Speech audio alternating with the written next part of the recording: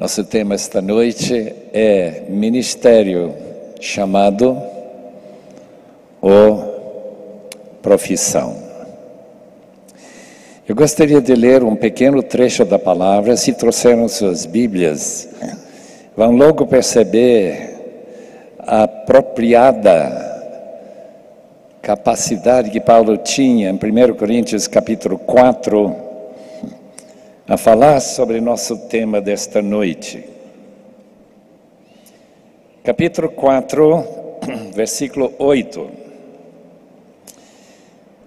1 Coríntios 4, 8. Vocês já têm tudo o que querem, já se tornaram ricos, chegaram a ser reis e sem nós. Como eu gostaria que vocês realmente fossem reis, para que nós também reinássemos com vocês. Porque me parece que Deus colocou a nós, os apóstolos, em último lugar. Como condenados à morte, viemos a ser um espetáculo para o mundo, tanto diante de anjos como de homens. Nós somos loucos por causa de Cristo. Mas vocês são sensatos em Cristo. Nós somos fracos, mas vocês são fortes. Vocês são respeitados, mas nós somos desprezados. Até agora estamos passando fome, sede, necessidade de roupas. Estamos sendo tratados brutalmente. Não temos residência certa e trabalhamos arduamente com nossas próprias mãos. Quando somos amaldiçoados, abençoamos. Quando perseguidos, suportamos. Quando caluniados, respondemos amavelmente. Até agora nos tornamos a escória da terra, o lixo do mundo. Não estou tentando envergonhá-los ao escrever estas coisas, mas procuro adverti-los com meus filhos amados. Embora possam ter 10.000 tutores, em Cristo vocês não têm muitos pais. Pois em Cristo Jesus, eu mesmo o gerei por meio do Evangelho. Portanto, suplico-lhes que sejam meus imitadores.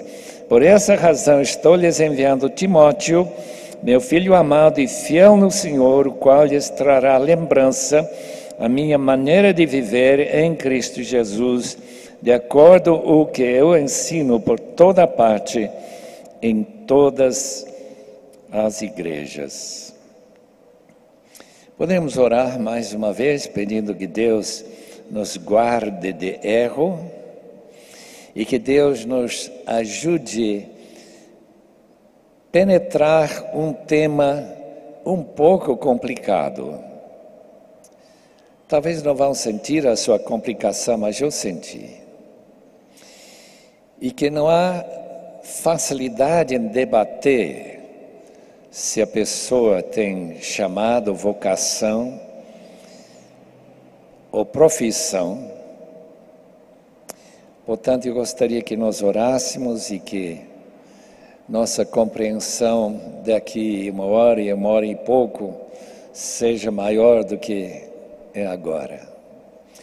Senhor, te agradecemos o privilégio de termos um guia perfeito na tua palavra. Mas nós somos intérpretes perfeitos. É por isso que nós precisamos do Espírito, para nos orientar, para nos guiar, para que durante esta hora de conferência, as ideias e conceitos repassados não sejam mal entendidos ou mal interpretados, e que os resultados possam ser positivos para o teu reino, para o crescimento e fortalecimento de tua igreja, para que em tudo Jesus Cristo seja glorificado e honrado, em nome de Jesus. Amém e amém. Nos concílios de ordenação em que eu tenho tido participação, inevitavelmente, e normalmente a primeira pergunta que se faz é para o candidato falar sobre o seu chamado, se ele tem ou não tem um chamado para o ministério.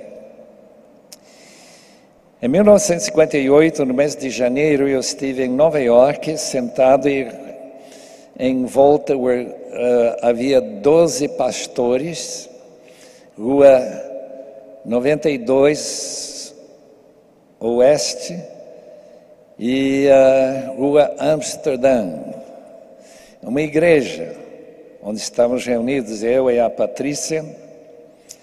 E essa pergunta veio em relação não ao pastorado, porque já era ordenado, mas se nós tínhamos chamado para o trabalho missionário. Eu não soube responder, porque, para ser honesto, eu queria que eles entendessem que eu estaria muito feliz em ficar lecionando na América, como estava sentindo feliz em ir para Portugal, porque nós fomos candidatos para o trabalho em Portugal.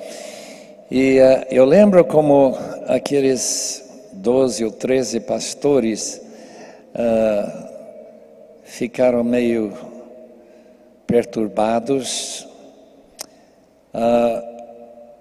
Parece que eles estavam cogitando a possibilidade de nós não sermos indicados para a missão, por falta de chamado, ou pelo menos ter certeza de nosso chamado. Daí um deles, um amigo, se levantou e disse: mas nós temos indicado pessoas para a missão que tinham muita certeza da sua missão e depois abandonaram. Talvez este casal que não tem certeza do chamado, talvez não vão abandonar pela mesma razão. Talvez vai ficar confirmado que Deus quer eles fora da América.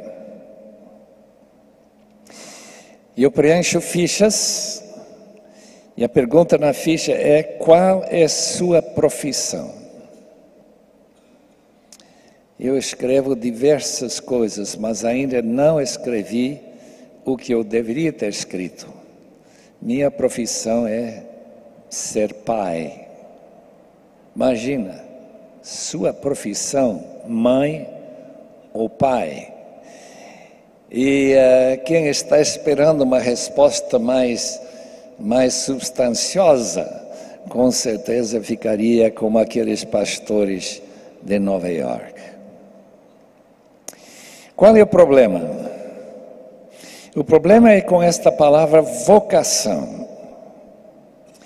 A palavra vocação é simplesmente um sinônimo da palavra chamado. Vocação dos discípulos era seguir a Cristo. Siga-me. Ou em Mateus 11, 28, venham para mim todos os que estão cansados e sobrecarregados, e eu vos aliviarei. A palavra vocação, usando a voz, vocalizando um convite: venham para mim. Linguagem muito semelhante em Marcos 3,14. Jesus indicou 12 discípulos para que eles estivessem com Ele. Em outras palavras, a vocação ou chamado, do ponto de vista bíblico, tanto no Novo Testamento como na Septuaginta, esta palavra não é usada como nós usamos. Essa é a minha convicção depois de ter novamente estudado esta palavra, porque já fiz um estudo sobre o assunto já anos atrás, e o próprio teólogo Karl Barth diz que o chamado no Novo Testamento não é para o ministério pastoral, por exemplo. O chamado é para ser cristão, para estar com Cristo, para aprender dele, tomar sobre nós o seu jugo. Isso me interessa muito, por quê?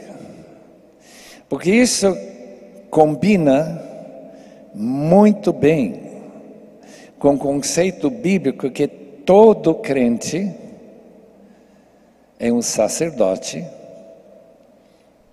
ou sacerdotisa.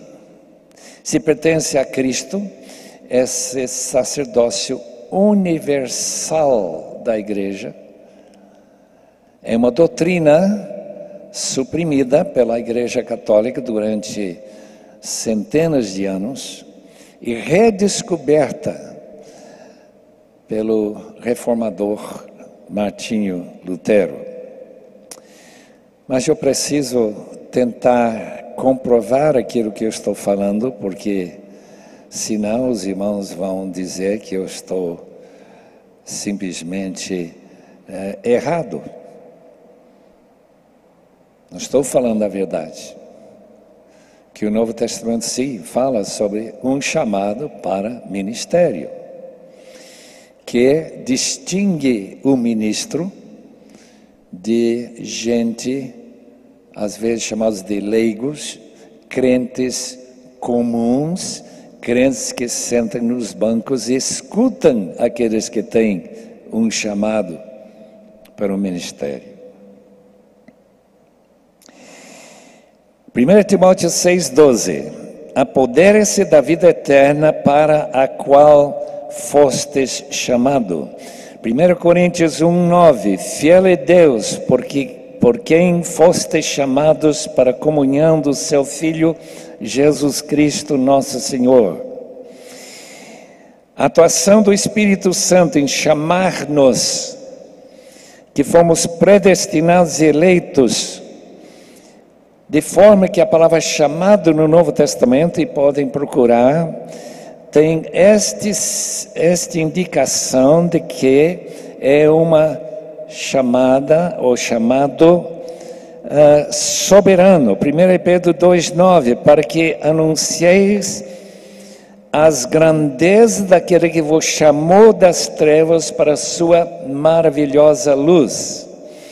Gálatas 1,15: me separou e me chamou, falando da salvação, chamou pela graça.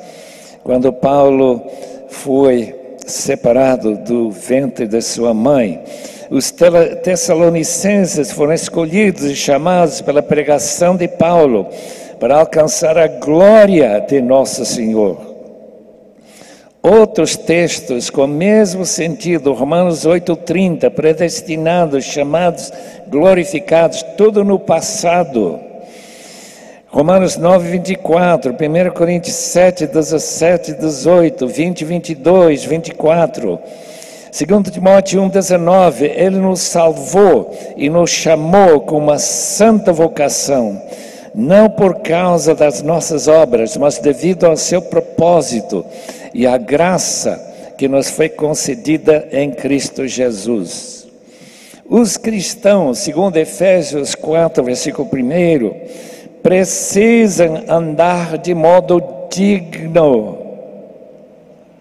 de sua vocação. Gálatas 5,8: quem vos convenceu a agir assim, não vem daquele que vos está chamando. Aqui o tempo é diferente. Nosso chamado é contínuo. Todo dia, esta noite, os irmãos estão sendo chamados. Não sei se estão ouvindo. Então nós temos um chamado que corresponde a Efésios 2,8. Temos sido salvos. Corresponde a Gálatas 5,8, a 1 Coríntios 1,18, nós que estamos sendo salvos. Ou 2 Coríntios capítulo 2 e versículo 15, nós que estamos sendo salvos. Então, tanto o ser salvo, o já ter sido salvo, ambos usam os dois tempos do chamado do cristão simplesmente para ser cristão, para ser de Cristo, chamado soberano. 1 Tessalonicenses 5:24, quem vos chamou é fiel, ele também o fará. Usando esta palavra chamado de uma forma absoluta, Romanos 9:12, Gálatas 1:6, 1 Pedro 1:15, 2 Pedro 1:3 e com certeza outros textos. Gálatas 5:13, fostes chamados para a liberdade que está em Cristo. 1 Tessalonicenses 4:7, porque Deus nos chamou não nos chamou para impureza, mas para a santificação. Colossenses 3:15, a paz de Cristo, para a qual também fostes chamados em um só corpo, chamados para pertencer ao corpo de Cristo. Efésios 4:4, não há um só corpo e um só Espírito, como também fostes chamados em uma só esperança de vosso chamado, verbo e substantivo no mesmo versículo 4 de Efésios 4. 1 Pedro 3:9, não retribuindo mal com mal, pelo contrário, bendizei, porque para isso fostes chamados, a fim de receber a bênção como herança. Encontrei um texto, Hebreus 5:4, que a palavra chamada é usada por um ofício. Ninguém toma essa honra para si, a não ser quando chamado por Deus, como no caso de Arão. Interessante a conclusão. Todos os textos falam do chamado do crente para ser crente, para seguir a Cristo, para vir a Cristo, para se salvar, receber essa redenção maravilhosa que nós temos em Cristo. Ou estamos sendo chamados com o mesmo sentido paralelo, sinônimo a ser salvos. 1 Pedro e Apocalipse são os dois livros do Novo Testamento que apresentam a doutrina do sacerdócio de todos os cristãos. Eu acho interessante que esse ofício que Hebreus 5:4 menciona é para que aqueles que são cristãos sejam chamados para serem sacerdotes. 1 Pedro 2, 4 e 5 e versículo 9. Apocalipse 1, 6 e 5, 10. São os 4, 5 textos. Mostra novamente que a divisão entre clero, ordenados e leigos é artificial. Todo crente tem chamado. Chamado para quê? Para ser sacerdotes. E para que serve o sacerdote? O sacerdote tem um serviço particular, que é de oferecer sacrifícios. E interessantemente que depois do sacrifício de Cristo na cruz, o Novo Testamento apresenta 5 sacrifícios que os cristãos são exortados a trazer para Deus. Fácil de lembrar, Romanos capítulo 12, versículo 1, apelo é, pelas misericórdias de Deus, de oferecer os seus corpos como sacrifício vivo, santo e agradável a Deus, que é seu culto racional, lógico, no grego logikein. Romanos 15:16, Paulo diz que seu trabalho sacerdotal é apresentar os gentios como uma oferta, um sacrifício agradável a Deus, santificada pelo Espírito Santo. Portanto, seus discípulos, as pessoas que você está trabalhando, pastoreando como crentes chamados leigos, é seu trabalho sacerdotal, de oferecer a eles como sacrifício. Número 3, o sacrifício de louvor contínuo, lábios que confessam o nome de Jesus. Hebreus capítulo 13, versículo 15. O quarto sacrifício, de compartilhar com aqueles que não têm o que vocês têm. Falando de ofertas materiais para os necessitados no corpo de Cristo. E finalmente o grande sacrifício de dinheiro, de fundos, finanças para promover missões.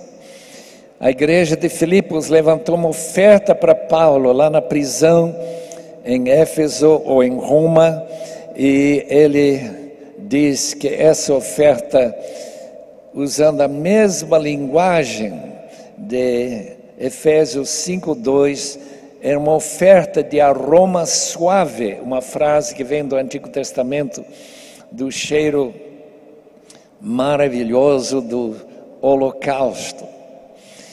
Irmãos, esses 5 sacrifícios são o dever de todos os cristãos.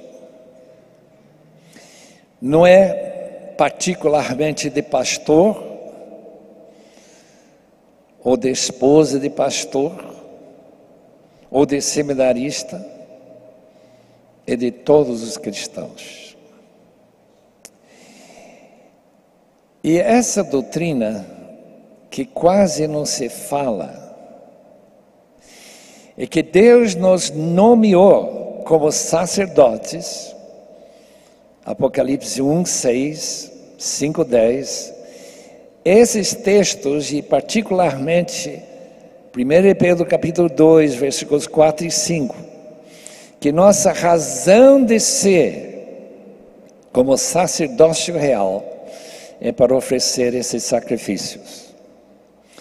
Sacrifícios de sustento missionário, sacrifício de louvor contínuo, sacrifício de boas obras em termos de compartilhar com as pessoas necessitadas, sacrifício do discipulado, de preparar pessoas santificadas pelo Espírito e, particularmente, oferecer nossos corpos sacrifício vivo para Deus.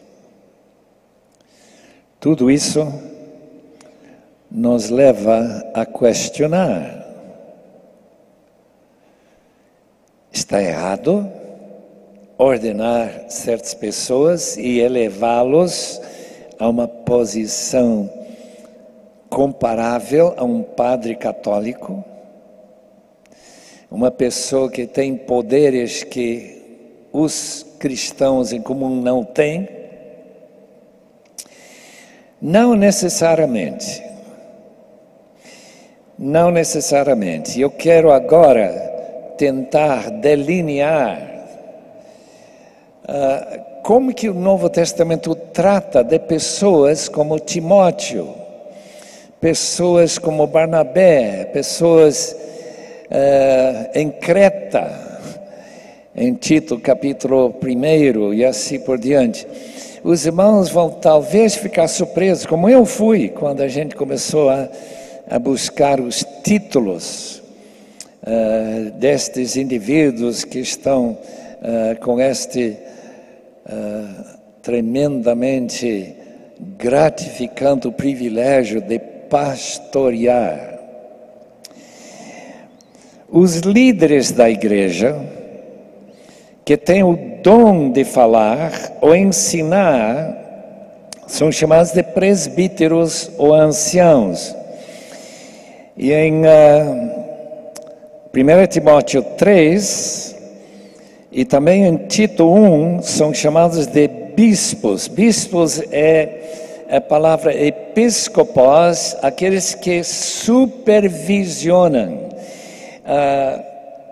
Trabalho particular de um pastor que cuida de ovelhas, supervisionar para que não haja nenhum ataque que decime ou retira uma dessas ovelhas ou cordeiros por um lobo ou qualquer outro predador. Atos 14, 23, 20, 17, todos esses textos falam de presbíteros ou anciãos. Em capítulo 5, 17 do 1 Timóteo, os presbíteros que lideram bem a igreja são dignos de dupla honra, especialmente aqueles cujo trabalho é a pregação e o ensino. O texto aqui não diz que essa dupla honra deve ser dada a profissionais, pessoas que não fazem outra coisa, simplesmente porque eles usam tanto tempo no seu estudo, seu ensino, na sua pregação, talvez itinerante, evangelizando como fazem, que eles merecem pagamento. A gente sempre questiona essa pergunta, se o pastor deve ser de tempo integral, ou ele pode ser tempo parcial, como que é? E o texto responde que se uma pessoa gasta seu tempo e sua concentração de mente e oração, ele deve ser pago. Está bem claro em 1 Timóteo 5,17. Os presbíteros que lideram bem a igreja são dignos de dupla honra. Pedro também trata dos líderes como presbíteros, em 1 Pedro 5, primeiro versículo, Filipenses 1, versículo 1, chama de bispos e diáconos. Hebreus 13, 17 e 17, ele não usa o título guias, como está na tradução da nossa Bíblia, mas ele usa o verbo guiar, aqueles que estão guiando vocês, aqueles que guiaram vocês, vocês devem relembrar-lhes e não perder essa impressão que eles fizeram com sua boa liderança. Barnabé convida Paulo a vir até Antioquia, cooperar com o ministério em Antioquia. Nessa igreja, os líderes foram chamados de profetas e mestres.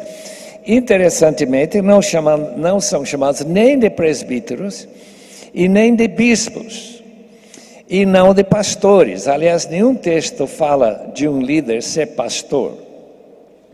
Aparentemente, essa palavra foi guardada para um texto, Efésios 4:11, e para Jesus, que é o supremo pastor.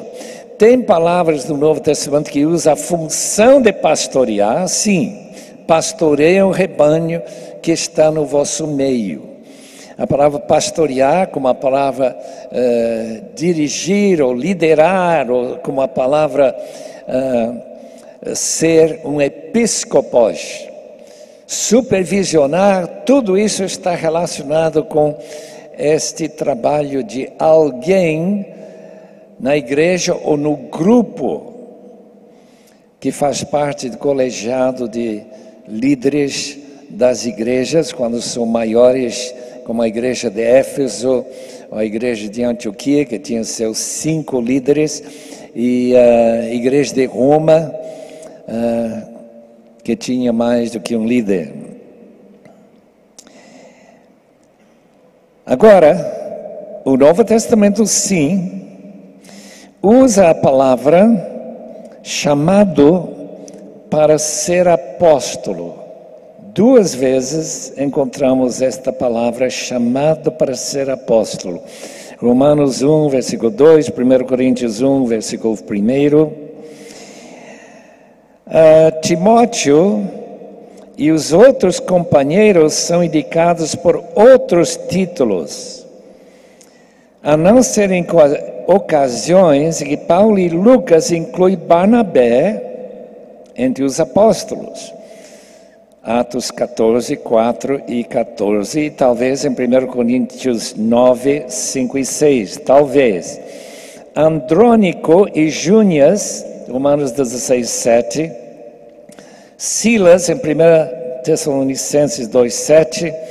Epafrodito é apóstolo da igreja de Filipos e não apóstolo de Jesus Cristo. E a razão disso é muito claro. A palavra apóstolo provavelmente traduz a palavra hebraica shaliach, que significa uma pessoa igual àquele que o enviou. Portanto, nem todos os crentes são embaixadores, porque essa palavra apóstolo ou embaixador quer dizer uma pessoa que tem plena autoridade da parte daquele que o enviou. É por isso que Epafrodito, com autorização da igreja de Filipos, traz esses benefícios para Paulo, donativos para Paulo, em Filipenses 2, versículo 25, onde Epafrodito é chamado de apóstolo, que trouxe esses dons materiais. 1 Timóteo 3:1, se alguém deseja ser bispo, deseja uma nobre função. Esse texto é muito importante porque diz, não quem tem chamado para ser bispo, aquele que deseja ser bispo. Imagina, se num concílio, a primeira pergunta fosse, você quer ser pastor? E se ele diz, não, eu não quero porque eu estou sendo forçado pela minha mãe,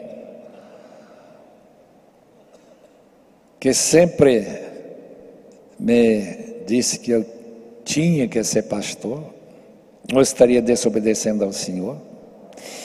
De modo que eu não quero ser, mas eu vou ser. Não. O pastorado é um trabalho que alguém quer exercer. Está muito claro nesse texto. O que mais que está claro nesse texto? E outros textos, especialmente 1 Timóteo 4,14. 1 Timóteo 4,14 diz que Timóteo foi separado para o ministério pela imposição de mãos, aquilo que nos deu essa, vamos dizer, indicação que nós também, quando nós separamos alguém para o ministério, devemos impor as mãos, pelo presbitério, isto é, pelos outros líderes da igreja, por uma indicação profética. Em outras palavras, uma pessoa que Deus diz, eu quero que ele seja separado para o ministério. Mas nem por isso Timóteo é alguma vez chamado de pastor. Ele nunca é chamado de pastor. Ele é chamado o irmão, sempre o irmão. Dr. Ellis, que fez um estudo mais profundo sobre nosso tema desta noite, ele argumenta que os irmãos como Timóteo merecem uma ajuda financeira, porque eles vivem do ministério, mas nem por isso são chamados de pastores ou de apóstolos. São os irmãos. continuam sendo irmãos como os outros, já que todo mundo é irmão, irmã na igreja de Cristo.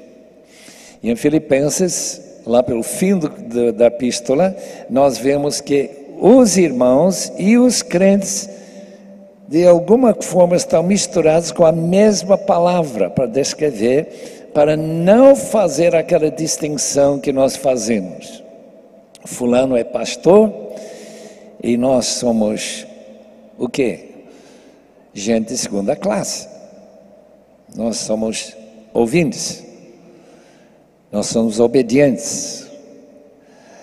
Aqueles que foram ungidos, interessante essa palavra, né? Ungidos para servir a Deus. Quem deve ser pastor, então, é a pessoa que tem dom de pastor. O dom de pastor fica claro em 1 Pedro 4, versículos 10 e 11. Eu quero ler esse texto porque é tão claro que a divisão entre alguns irmãos dos outros irmãos ou irmãs é uma distinção baseada no dom. 1 Pedro 4, 10 e 11.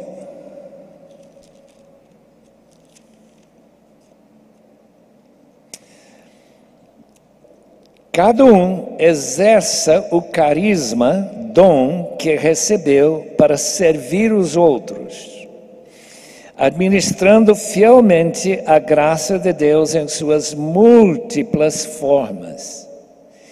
Múltiplos ministérios que usam a língua, a boca. Se alguém fala, faça como quem transmite a palavra de Deus. Se alguém serve, faça-o com a força que Deus provê, de forma que em todas as coisas Deus seja glorificado mediante Jesus Cristo, a quem sejam a glória e o poder para todos sempre. Amém.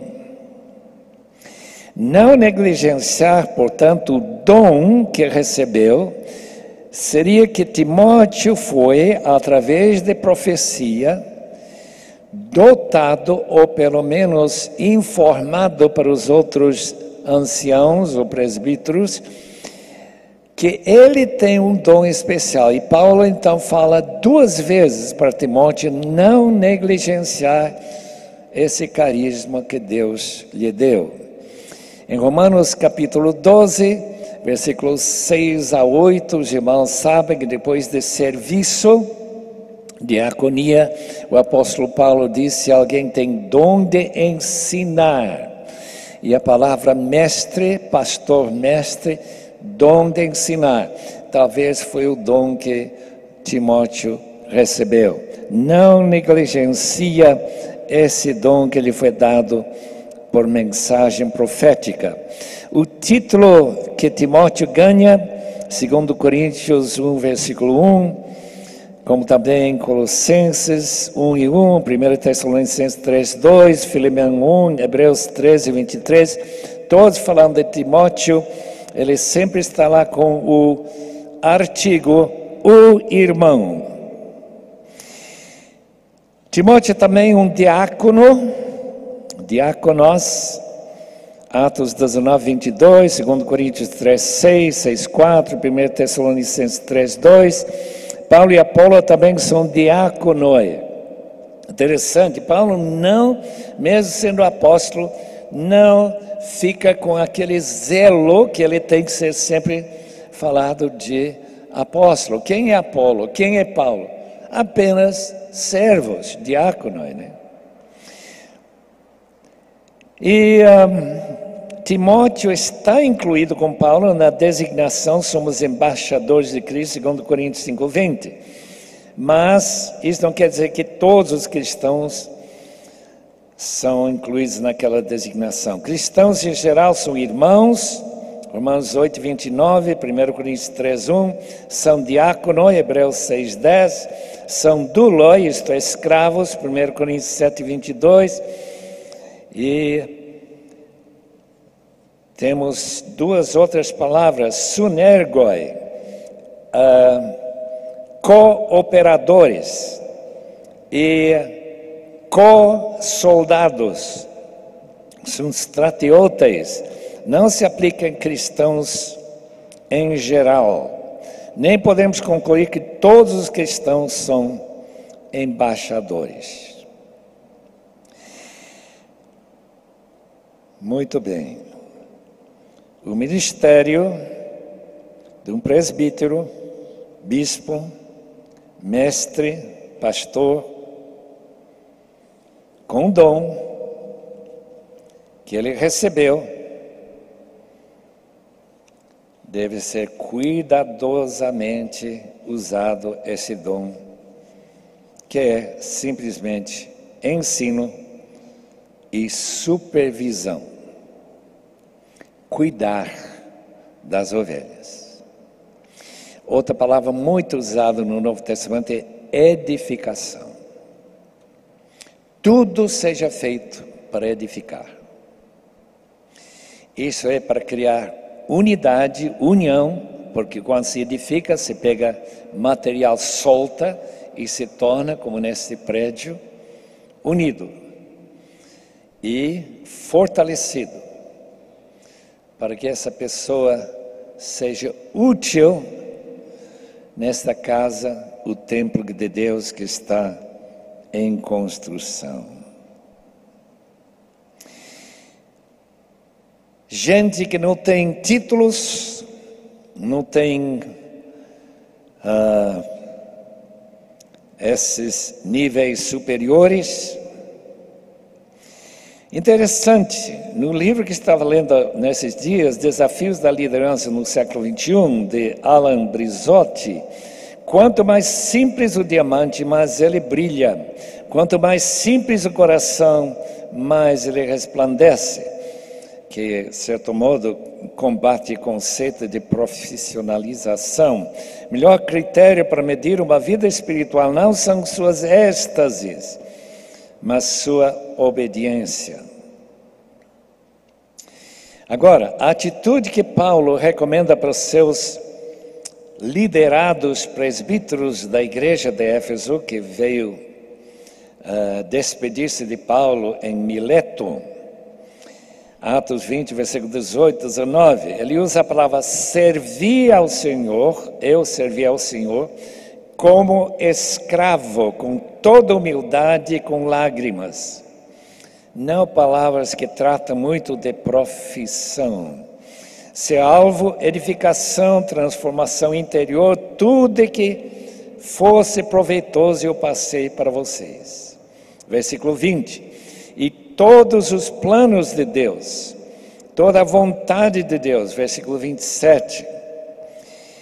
1 Coríntios 4, 17, que nós lemos esta noite, Paulo contrasta o tutor, o pai do Golgós, consigo como pai. Por quê? Porque o professor, simplesmente professor, não está preocupado com a vida, o caráter da pessoa, está interessado em ele aprender, pegar uma boa nota, mas ele pode ser um verdadeiro carrasco, em vez de uma pessoa que realmente merece dignidade. Mas o pai está interessado nas duas coisas, que o filho aprenda e que o filho seja uma pessoa de absoluta confiabilidade. As orações pelas igrejas mostram claramente que Paulo se preocupava essencialmente com a espiritualidade das igrejas. Os irmãos podem olhar todas as orações de Paulo. Gálatas 6:1, se um membro cair no pecado, se comprometer alguma pessoa espiritual, qualquer pessoa, não diz pastor, deve cuidar, pessoa espiritual para restaurar o pecador. Gálatas 2:20, Paulo está crucificado com Cristo, ele se gloria, não em seus conhecimentos, mas na cruz de Cristo. Filipenses 2:22, Paulo elogia Timóteo, porque como seu pai espiritual, ele tinha um interesse sincero pelo bem-estar dos filipenses.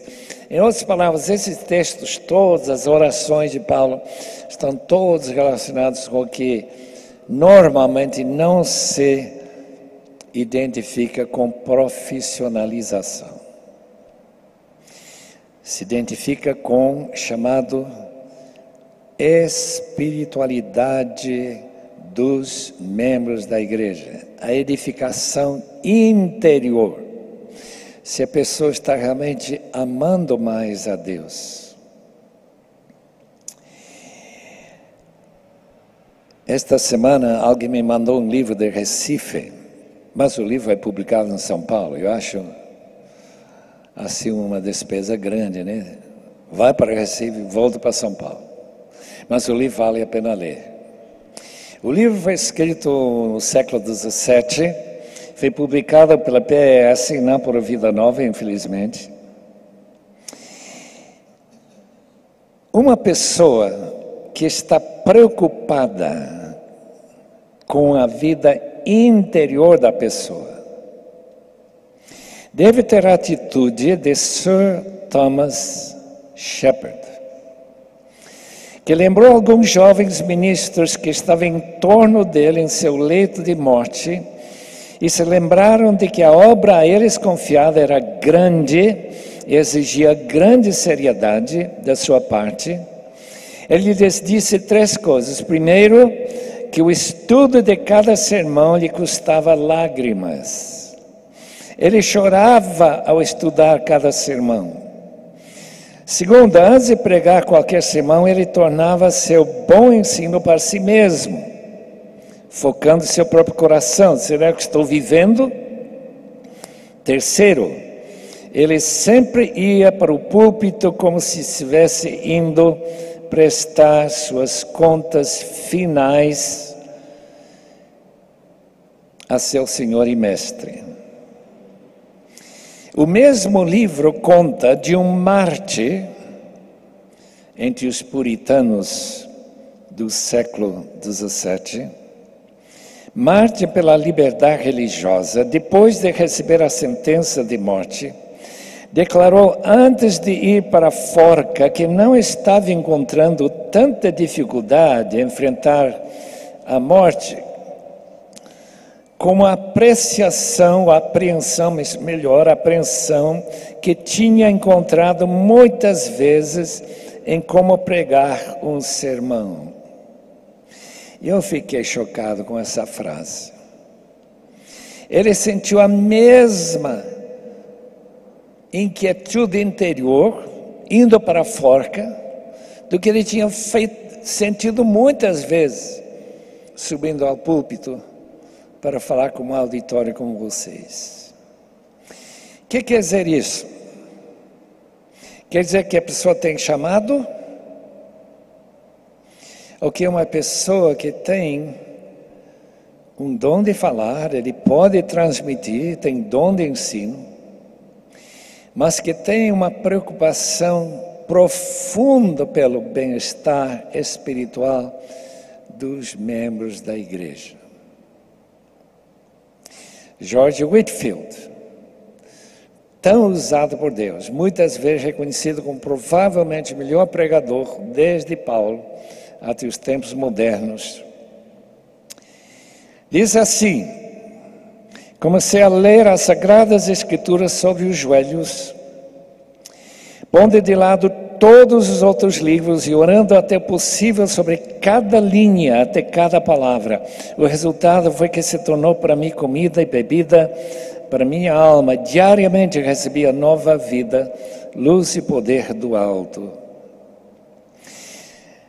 Conclusão: se há de fato algo que corresponde a um chamado para aqueles que exercem liderança na igreja, que ensinam e exortam os sacerdotes e sacerdotisas nos bancos, é uma atitude de conhecer o que a palavra de Deus realmente diz e que, com temor e tremor, repassa para encorajar os seus ouvintes a praticar aquilo que ele descobriu nas Escrituras. Mateus 28, 19 e 20, e de fazer discípulos, batizando-os, ensinando-os a obedecer tudo o que eu lhes ordenei.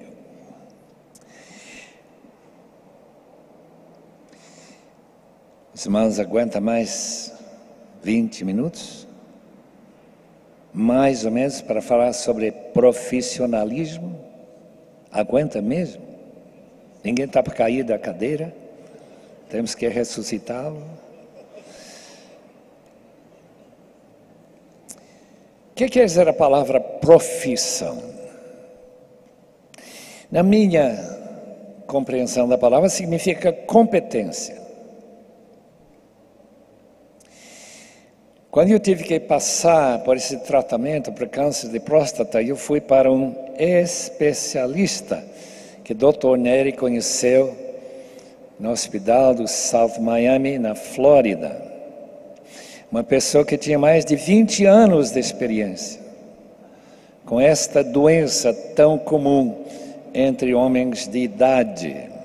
Talvez tenha alguém aqui que já passou pela experiência que eu passei, 43 aplicações de radiação que não doem nem um pouco, não senti nada, só vi essa máquina destruindo aquele câncer. Foi maravilhoso, de certo modo, né?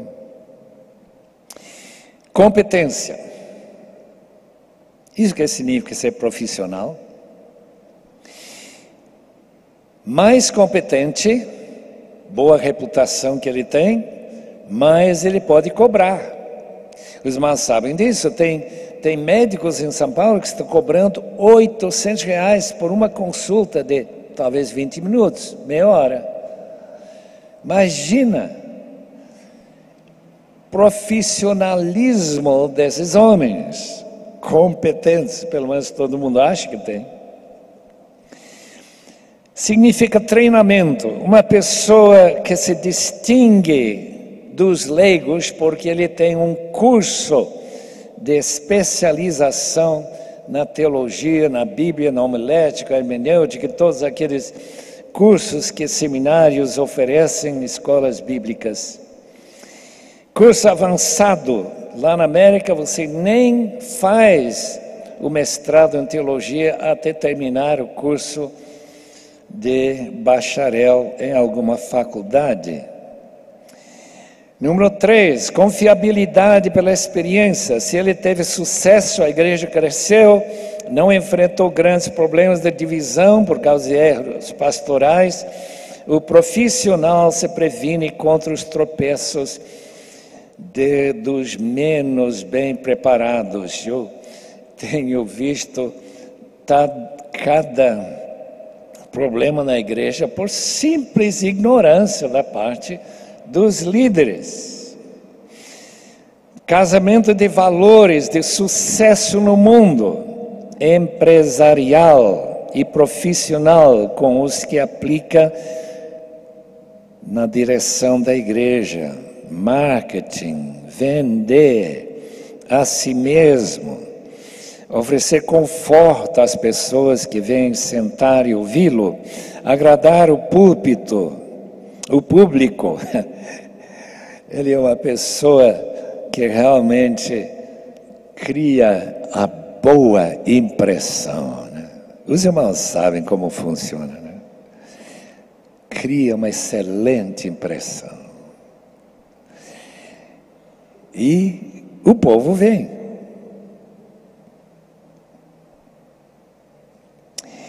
Seu alvo, como qualquer executivo de uma empresa, crescimento numérico, um templo que provoca inveja, um salário digno do seu profissionalismo.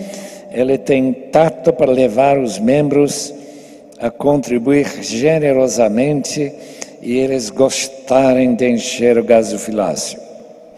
Eu ouvi falar de um pastor lá na América, imagina, que fez um arranjo com os líderes da sua igreja, que não era pequena, de colocar todo o ofertório no seu bolso domingo de manhã, que é o culto principal na igreja. E todos os outros ofertas que vinham à noite, ia para as outras despesas da igreja. Uma ideia tão interessante, mas nunca apliquei na minha própria vida, não. Aparência, boas relações, são a marca do profissional que não está muito preocupado com crescimento espiritual, mas com crescimento numérico e financeiro. Sucesso na avaliação dos membros e dos que comentam sua fama. Ele é o pastor que você tem que ouvir. Ele fala bem, ele é amigo de todo mundo, não ofende ninguém. Se fosse político, teria grande chance de vencer a concorrência. Como os números predominam, o discipulado não interessa. Não se preocupe com o fato que Jesus gastou mais tempo com os 12 do que com 5.000 que queriam segui-lo e ver os seus milagres e foram alimentados. O pastor em Goiás me disse: eu quero ser pastor do povão. Em outras palavras, uma igreja grande. O profissional, ele atrai imitadores. Como que você conseguiu tão rapidamente? Essa é a pergunta. A Igreja Fellowship de São Paulo, uma igreja americana, teve um pastor que eu tive o privilégio de perguntar uma vez como que ele recebeu seu chamado, agora entre aspas, né, para ser pastor. Isso é fácil. Quando eu era pequeno, eu andava na frente da casa de um pastor. Eu via que ele saía da cama às 10 da manhã, ia pescar quando quisesse, preparar uma mensagem de 10 a 15 minutos, que era muito bem quisto na sociedade, tinha um bom salário, diz: olha, esse é o serviço que eu quero. Ele me explicou direitinho, e eu não duvidei que foi exatamente isso, porque a igreja era um daqueles mais liberais, muito lindo em termos de arquitetura, e com certeza um bom salário. E ele também divorciou sua esposa, pegou a esposa mais bonita da congregação e foi embora para a Venezuela, para continuar seu ministério. Profissional inspira confiança pelo que sabe. Experiência ganha, sucesso em sua carreira, mas não em sua oração. Tão interessante essa diferença, meus irmãos.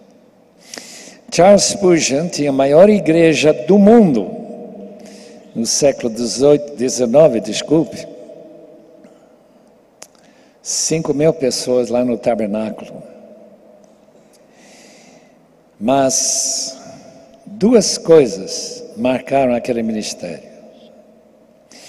Um foi que ele tinha o que ele chama de aquecedor no porão. 300 pessoas que intercederam por ele durante sua pregação. Número 2, que depois de ele pregar um daqueles famosos sermões, o único na história que pregava domingo de manhã, no dia seguinte estava sendo vendido nas ruas de Nova York, impresso, porque o cabo telegráfico já tinha levado a mensagem por baixo do oceano até Nova York e foi vendida na rua. Mas quando ele terminava de pregar domingo de manhã, quantas vezes não chegou lá no seu gabinete e começou a chorar: Senhor, eu preguei tão mal, tão mal.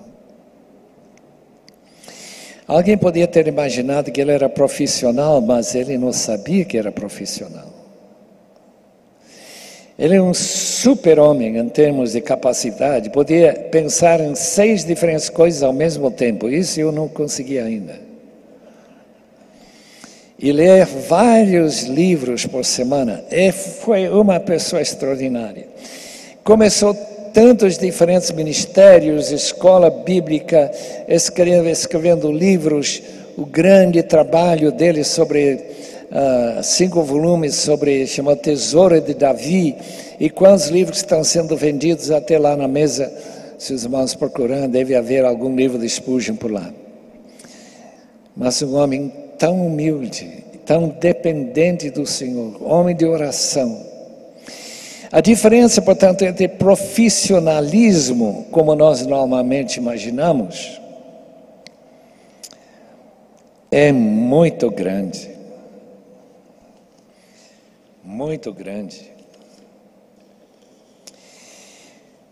O profissional, a própria palavra, indica uma pessoa que ganha de acordo com sua capacidade e habilidade.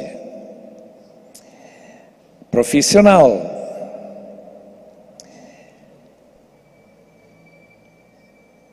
Ele, às vezes, se for pastor, faz o que um pastor que eu conheci de São Paulo, que quando ele foi convidado, ele estava disposto a ir para uma outra igreja, mas ele colocou umas 18 diferentes exigências para a igreja antes dele aceitar. Isso pode ser bem interessante, porque dessa maneira, quando a igreja não cumprir, você pode xingar e pisar nos dedões daqueles líderes que não cumpriram o contrato. Mas, por outro lado, cheira mal.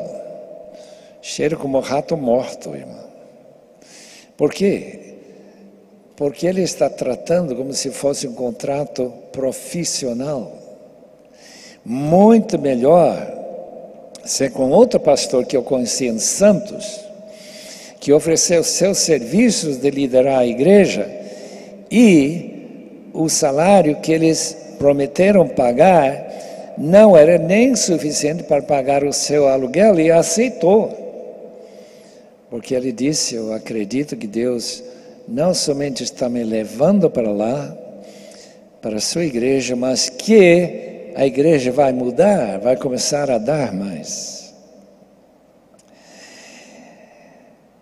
O profissional ganha sua fama pela sua capacidade de entreter, de manter o interesse dos ouvintes, de não ter, como eu tive numa igreja que eu pastoreei, um irmão sentando no primeiro banco e começa a roncar exatamente quando começar a pregar. Era automático. E a gente ficou meio incomodado, mas também de jogar um cantor no testa dele não seria muito apropriado dentro de uma igreja. Isso aconteceu na Escócia, pelo menos eu ouvi essa história lá. Mas o profissional, ela aprende como manter o interesse do auditório. E como seu interesse não é baseado em compromisso espiritual da parte dos ouvintes, eles vêm ouvi-lo por causa de sua habilidade de manter esse interesse. Eu já estive em igrejas como a 10ª Presbiteriana de Filadélfia, em que a gente ficava absolutamente concentrada na mensagem do início ao fim, e que foi escolhido como pastor para a rede de televisão toda a América. Ele era um verdadeiro profissional. Como ele tinha falado numa outra escola onde eu estava, que quando eu precisava, ou qualquer pessoa precisava de uma igreja, eu era seminarista na época, só vir e perguntar se ele não podia me indicar. Eu cheguei pediu que ele me indicasse. Quando eu disse que eu estou estudando o Seminário da Fé, que ele era um grande inimigo daquele seminário, ele disse: nunca vou indicar alguém do Seminário da Fé. E assim eu perdi minha admiração por tão grande profissional. O profissional se prepara para ajudar as pessoas psicologicamente, mas não muito espiritualmente. Como ele sente-se capaz, ele fica infectado com aquele síndrome de Nabucodonosor, Daniel 4, versículo 30. Que grande, grande império eu tenho levantado. Por outro lado, o lado espiritual sofre. Eu fui capelão num navio turístico em 1953. Mal tinha saído do seminário, comecei a trabalhar e falar um domingo sim, um domingo não. Quem estava lá no ano anterior falava nesses outros domingos. Ele era estudante no seminário da Universidade de Chicago, uma escola de divindade, em que Paul Tillich ensinava. E eu não estava muito surpreso que ele podia pregar uma mensagem inteira sem usar o nome de Deus, e muito menos de Jesus Cristo. Era um verdadeiro profissional. O profissional não fala de pecado, mas de erros e tropeços, por causa da ignorância. Muito menos fala de castigo eterno no lugar chamado inferno. Eu estive vendo Joel Osteen, que é pastor da maior igreja da América, 45 mil membros, mais ou menos, e crescendo. Ele está falando numa entrevista da CNN com Larry King. E qual foi a surpresa da Larry King? E minha surpresa, quando ele disse: eu não falo nada que perturbe esse auditório, que é uma espécie de estádio. O senhor nunca fala sobre o inferno? De jeito nenhum. Nem menciona o inferno. Eu tenho, disse ele, eu tenho a responsabilidade de consolar, confortar pessoas que já têm problemas suficientes. Por isso que estão na igreja. Então eu quero tentar diminuir seus problemas, não criar outros problemas. Por exemplo, para eles perguntar se estão salvos ou não. Isso não é com ele. A mensagem é de autoajuda, pouco se refere à Bíblia, muito menos com inspiração da revelação única de Deus. Não tem alvo de uma congregação que evangeliza e que ganha almas para Cristo. Paul Tillich veio falar para nós em Edimburgo, em 1953 ou 4, eu lembro que ele disse claramente: não é necessário evangelizar. Evangelizar é simplesmente, totalmente sem propósito. Por quê? Porque Deus aceita todo mundo. Se Deus aceita todo mundo, é óbvio que a pessoa, para manter a congregação, vai ter que ser profissional. Por quê? Porque vai ter que manter interesse em coisas que não são de última importância. Isso me leva a lembrar que a minha filha, casada com um luterano lá em Alemanha, se encontraram-se no Dulas, aquele navio evangelístico. Quando ele fez parte do concílio da igreja, eles colocaram como uma exigência da igreja que o pastor tem que ser crente. E quando, uns anos depois, a mesma igreja grande em Huit, perto de Stuttgart, aquela mesma igreja, quando tinha a opção de escolher um profissional de música para dirigir o coral, e um outro que era crente, mas não tão bem preparado, eles escolheram, obviamente, o não cristão. Porque eles querem música bem cantada. Irmãos, a diferença entre profissão e que vamos chamar de pessoas espirituais é muito grande. Ricardo Niebuhr falou incisivamente sobre teologia liberal do século XIX e primeiras décadas do século XX. Foi uma teologia de um Deus sem ira, introduziu homens sem pecado para o reino sem juízo, pelas ministrações de um Cristo sem a cruz. Esse é o liberalismo que Karl Barth também se opôs. O que acontece com a profissionalização é liderança personalista, substituição de Cristo por uma pessoa visível lá na frente da igreja, marcar sua presença pela diferença de um pastor comum, pastor referência, projeção de si mesmo pela mídia. Roberto McAllister, segundo seu filho, no seu livro O Fim da Era, não gostava da televisão, porque televisão cria celebridade. A rádio, por outro lado, pode até discipular, mas não na televisão. Eu concordo plenamente. Os grandes nomes de evangélicos na televisão brasileira, eu vou ter que dizer, são bem celebradores de si mesmos. Eles são excelentes nas suas apresentações e sua maneira de falar e ter cantores profissionais e assim por diante. O resultado é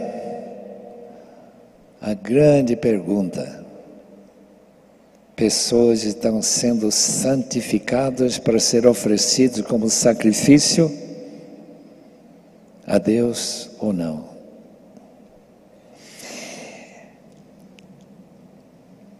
O profissional dificilmente aceita críticas. Por quê?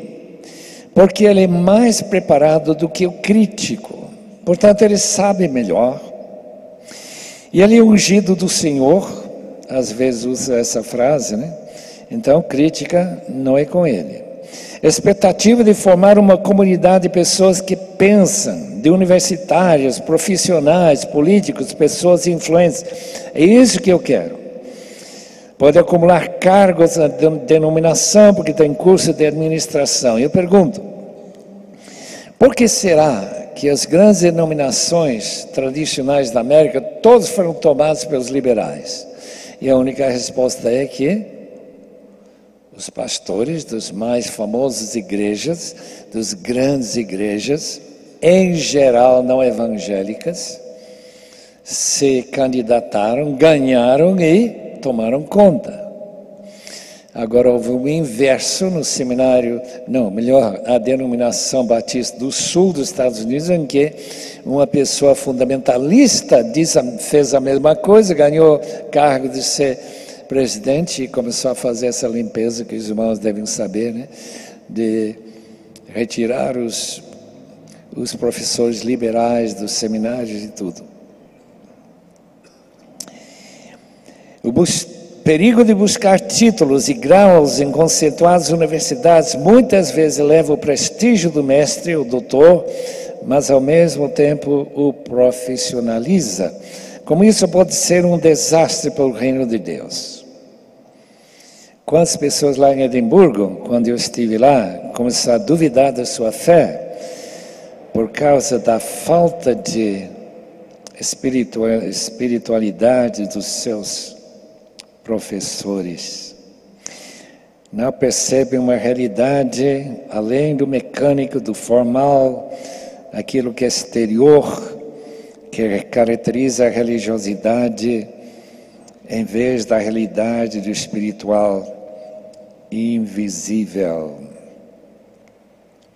Os homens julgam principalmente pelo exterior, mas Deus dá o mínimo valor a toda essa parte que brilha com maior fulgor aos olhos dos homens, Assim diz o famoso François Fenelon, 1651-1715.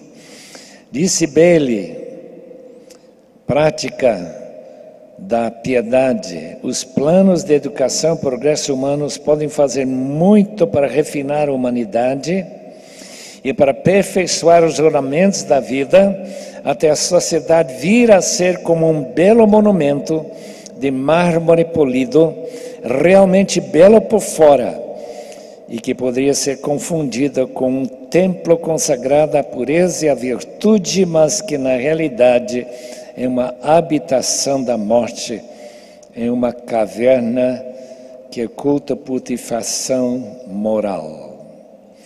Conclusões.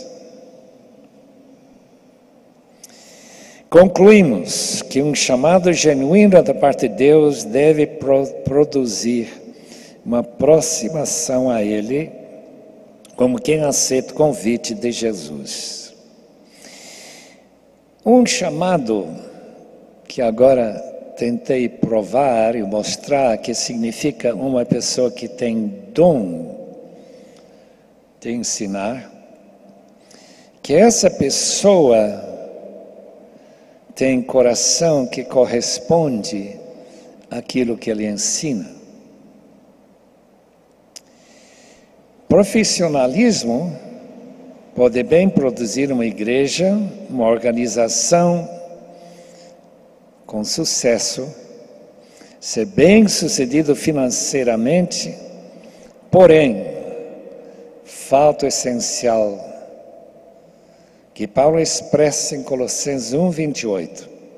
Nós o proclamamos, advertindo e ensinando cada um com toda a sabedoria, para que apresentemos todo homem perfeito em Cristo. Que Deus abençoe a todos.